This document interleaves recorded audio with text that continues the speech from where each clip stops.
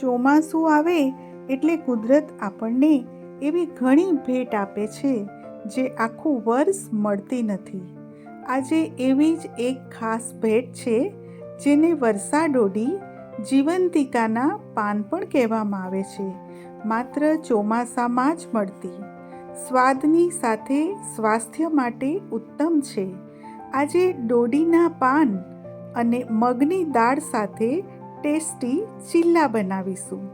ચાલો જોઈએ ચોમાસા સ્પેશિયલ રેસીપી મગની દાળ અને ડોડીના પાનના ચીલા. તો એના માટે અહીંયા ડોડીના પાનને ઝીણા ઝીણા કટ કરી લીધા છે. હવે આ પાનને ધોવા માટે પાણી રેડી દઈશું અને પાણી ફૂલ ભરી દઈશું અને ત્યારબાદ એને આપણે 5 થી 7 મિનિટ માટે ઢાંકીને મૂકી રાખીશું, જેથી જે કચરો માટી હોય એ બધું નીચે બેસી જાય. અને 5-7 મિનિટ પછી આપણે એને એક ઝારા વડે કાઢી લઈશું. પણ યાદ રહે કે ઝારો છે એ ઉપરની પાણીની સપાટી પર જ રહેવો જોઈએ. ઉપરથી બધી ભાજી આપણે કાઢી લઈશું અને ચમચાથી દબાવીને પાણી નિતારી લઈશું. જુઓ, આમાં કેટલો બધો કચરો અને માટી ભેગા થયા છે. તો આ જ રીતે સાફ કરી લેવાનું. અને હવે આ ભાજી એક બાઉલમાં આપણે કાઢી લઈએ.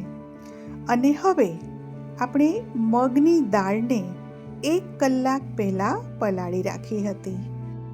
એમાંથી બધું જ પાણી નિતારી લઈશું અને પછી એને મિક્સર બાઉલમાં ટ્રાન્સફર કરીશું.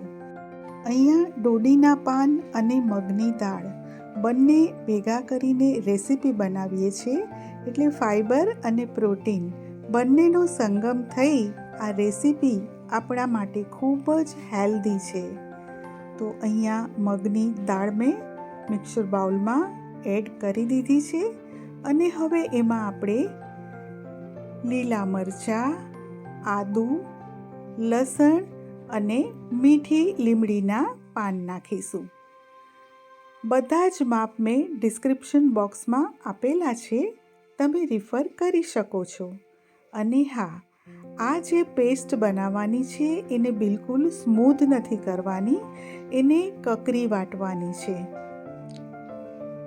જુઓ, આ રીતે એકદમ કકરી છે, બિલકુલ સ્મૂધ કરશો નહીં. હવે આપણે એક મોટું બાઉલ લઈ લઈશું અને એમાં આ પીસેલી દાળ છે ટ્રાન્સફર કરી દઈશું. અને હવે એમાં આપણે ચણાનો લોટ એડ કરીશું. ટેસ્ટ, બાઇન્ડિંગ અને ટેક્સચર બધામાં ફાયદો કરશે. ધોઈને કટ કરેલા ડોડીના પાન, હળદર, મરચું, ધાણા જીરું, હિંગ, મરી પાવડર, જીરું, ગરમ મસાલો અને ફાઇનલી લીંબુ નાખી દઈએ. ચોમાસું છે એટલે બધી જ આઈટમમાં આપણે મરી પાવડરનો તો ઉપયોગ કરવો જ, જેથી આપણને કોઈ પણ વસ્તુ વાયડી નથી પડતી, પચવામાં સરળ રહે છે, વાયુ નથી થતું. બધું જ સારી રીતે મિક્સ કરી લઈશું. અને હજી આપણું આ બેટર છે એ કઠણ છે. મિક્સર બાઉલમાં થોડું પાણી નાખી અને આમાં નાખી દીધું છે. અને જરૂર જણાશે તો હજી આપણે થોડું પાણી એડ કરીશું. તમે ચાહો તો આમાં દહીં પણ નાખી શકો છો, પણ હું લીંબુ નાખું છું.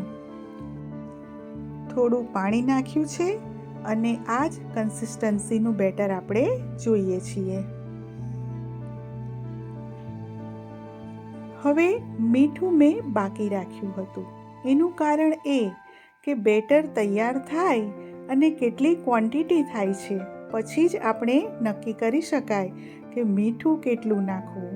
એટલે હંમેશા જ્યારે આવી રીતે બેટર તૈયાર કરીએ ત્યારે મીઠું છેલ્લે જ નાખવું. હવે ખીરાને 10 મિનિટ માટે રેસ્ટ આપીશું.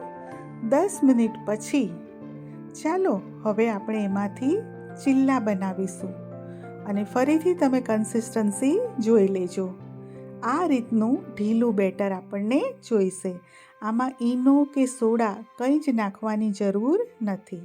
મારી પાસે આવું ખાંચાવાળું પેન છે. તમે નોનસ્ટિક તવા પર પણ આ ચીલા ઉતારી શકો છો. તો બધા જ ખાંચામાં મેં થોડું થોડું તેલ લગાવી દીધું છે અને હવે તલ સ્પ્રિંકલ કરું છું. મેં અહીંયા કાળા તલ અને સફેદ તલ બંને લીધા છે અને હવે આપણે એમાં ખીરું સ્પ્રેડ કરીશું. મારું આ ચમચાનું માપ છે કે હું આ એક જ ભરીને એમાં નાખીશ, એટલે બધા જ ચીલાની થિકનેસ એક સરખી જ આવશે અને એક સરખી સાઇઝના બધા ચીલા બનશે. ગેસની ફ્લેમ આપણે મીડિયમ રાખીશું અને બધા જ ચીલા આપણે સ્પ્રેડ કરી દઈએ. પછી સ્લો ફ્લેમ પર આને આપણે કૂક કરવાના છે. તો ચીલાની ઉપર મેં લાલ મરચાં પાવડર સ્પ્રિંકલ કર્યો છે, તલ સ્પ્રિંકલ કર્યા છે. જુઓ આ ચીલું કેટલું ગોળ ગોળ ફરે છે, એટલે કે તૈયાર થઈ ગયું છે નીચેથી. તો આપણે એની સાઈડ ચેન્જ કરી લઈશું. આપને પણ આવી અવનવી રેસિપીસ ગમતી હોય તો ચાર્મીસ કુકિંગ કોર્નરને સબસ્ક્રાઈબ કરશો અને કોમેન્ટ કરીને જરૂરથી જણાવશો કે આપને આ ચીલાની રેસિપી કેવી લાગી. ફરીથી મેં સાઈડ ચેન્જ કરી દીધી છે. બસ સ્લો ફ્લેમ પર જ આપણે એને કૂક કરીશું. દેખાવમાં પણ એટલા જ સુંદર લાગે છે અને એટલા જ હેલ્ધી પણ છે. જ્યારે ચોમાસામાં એક જ વખત આ પાન મળતા હોય અને ખૂબ જ હેલ્ધી છે, ત્યારે આપણે ચોમાસામાં આની જાત જાતની રેસિપી બનાવીને ખાઈ લેવી જોઈએ. ચાલો, ચીલા મારા કૂક થઈ ગયા છે સરસ. તો આપણે એને એક પ્લેટમાં કાઢી લઈશું અને હું તમને મારો બીજો ઘાણ પણ ચીલાનો બતાવું. તો જુઓ, આ પણ રેડી છે.